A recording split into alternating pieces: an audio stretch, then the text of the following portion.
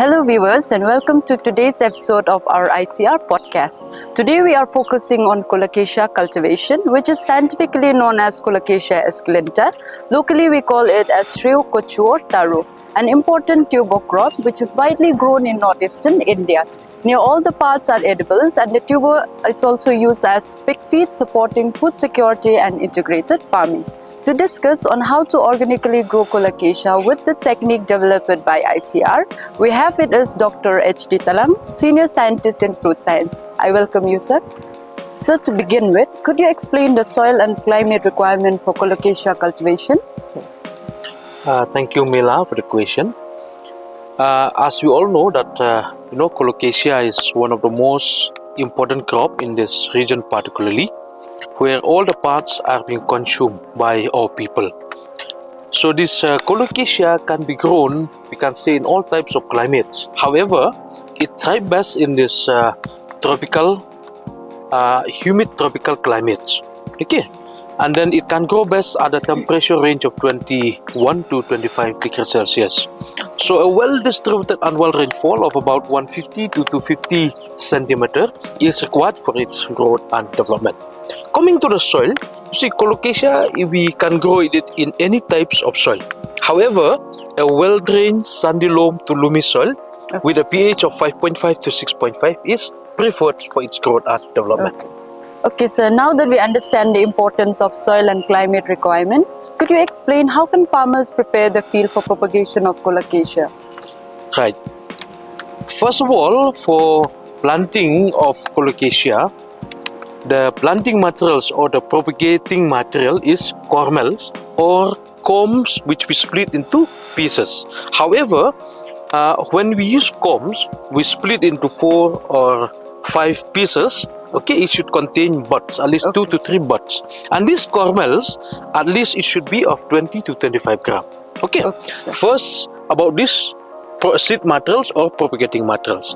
Now, after we obtain these propagating materials, the next step is to prepare our field. So our field, first of all, we have to clean it to make it weed free. Then plowing should be done. And then beds, we have to prepare a raised bed. And then this raised bed, after we prepare it, what we can do is we can mix with the necessary manures or fertilizers whatsoever that we use, and then we start planting. Okay, that's how we do the bed or field preparation. Okay, so this explanation makes the propagation much clearer to our farmer. Yes. So moving forward, for achieving good yield and soil health, how can management of manures and fertilizer be done in the farmer field? Right.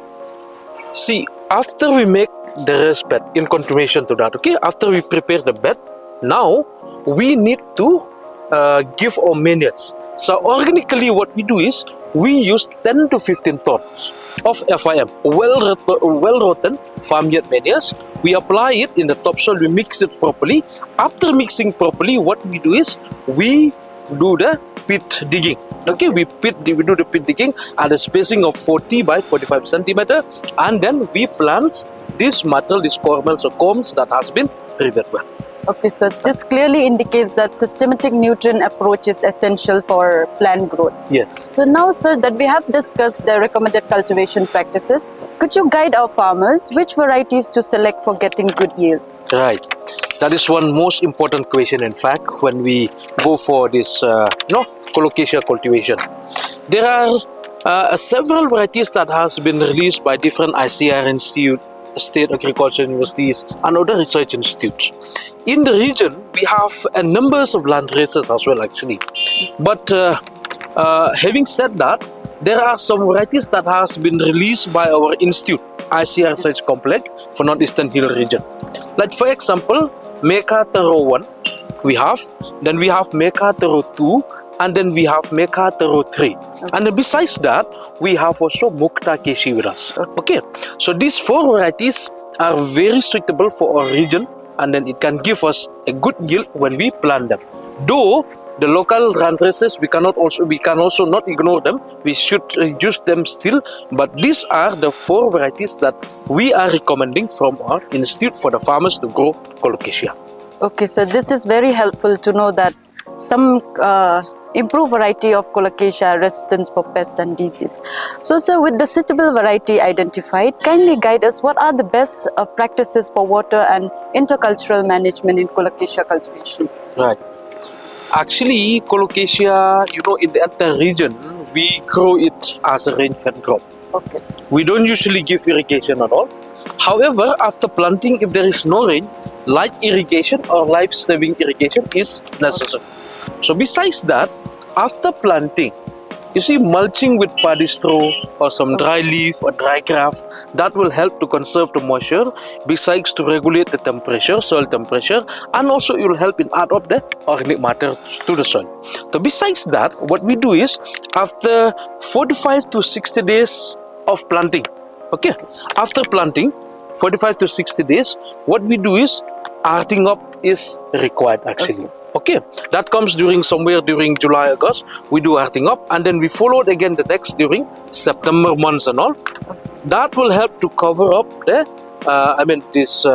this cormels or corms. You will cover it with soil, and also it will give that the soil for the plants to spread or to multiply. Okay, sir. So apart from intercultural operations, since crop protection also it's equally important, could you tell us what are the major insect pests and diseases of Colocasia and how can they be managed? Right. In the entire northeastern region, the most important pest in Colocasia is this Taro comborer. Okay, Taro comborer, it affects both the leaf as well as the corms. So if it it gets to enter the field, and then if it is not controlled, then our product will be less, and at the same time it will be a great loss for the farmers. So we have to control this Taro comborer. And how we can control this? You see, metarhizium is one biocontrol agent that we can use. When we see this Taro comborer that is being exposed to our Colocasia, we can spray with this metarhizium at the rate of 0.3%. Right? Okay, coming to disease. Now, in the entire northeastern region, we have one main problem, one main disease, and that is this Phytophthora leaf blight. Okay, Phytophthora leaf blight, Taro leaf blight we call it. And this can be controlled by selecting, a healthy planting materials, number one. Number two, before planting, we do seed treatments with trichoderma, right, at the rate of 0.3% again. Now, if this disease persists, we can again spray, give a foliar application with this trichoderma at the rate of 0.3%. Besides that, we have now a very tolerant varieties to this Taro leaf blight, Phytophthora leaf blight. Okay, Megha Taro 2 is a variety that is tolerant to this disease. So if we grow with Megha Taro 2, then the damage, the loss that will cause out of this Phytophthora leaf blight will be minimized to a very great extent. So these are some of the control measures with regards to pests and diseases in case of Colocasia. Okay, so that gives us a clear understanding of preventive and control measure against pest and disease. Right. So, sir, now as we move towards the final stage of crop cultivation, could you guide us when should Colocasia be harvested and what yield can farmers expect? See, this Colocasia takes about 7 to 9 months, to comes to the harvesting stage. Okay. Now, if we plant somewhere in the month of April, because in the entire northeastern region, we do planting in the month of April, and then harvesting will start from the month of October to November. Okay, we do harvest during that time. Now, the yield from a well-managed field, we can get up to 20 to 25 tons per hectare. However, it depends with the varieties. These varieties that I have told you, I've mentioned, right? These 4 varieties, it will give you from 20 to 25 tons per hectare. Okay, sir. Now that we understand the importance of timely harvesting, the next important step is post-harvest management. Right. Could you explain on how should Colocasia be stored and managed after harvest? You see, Colocasia, after we harvest, there will be lots of soil, right? Soil particles that will adhere to the corms and cormel. So first of all, what we need to do is we need to clear that soil that is adhered to the corms and cormels. Then we dry it through solar drying, in the field or somewhere, maybe in the ground. Okay, the surface, dried surface. Let it dry properly there, and then you keep it somewhere in a pit. Okay, you dig a pit, and then you line the pit with sand or with paddy straw or dried grass or something. Then you keep all the Colocasia there, and this we can keep it till the next planting season. And if we have to sell it to the market, so after cleaning it properly, then we can go directly to the market. Okay, sir. So this is very informative, especially for maintaining seed quality and reducing post-harvest loss. Thank you, sir.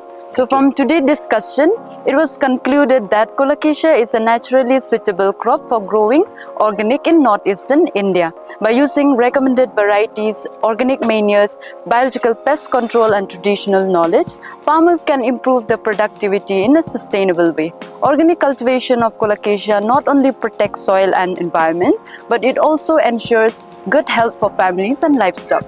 That is all for today's episode. Thank you, sir, for sharing your valuable information. Till we meet again, keep following this good cultivation practices. Thank you. Thank you.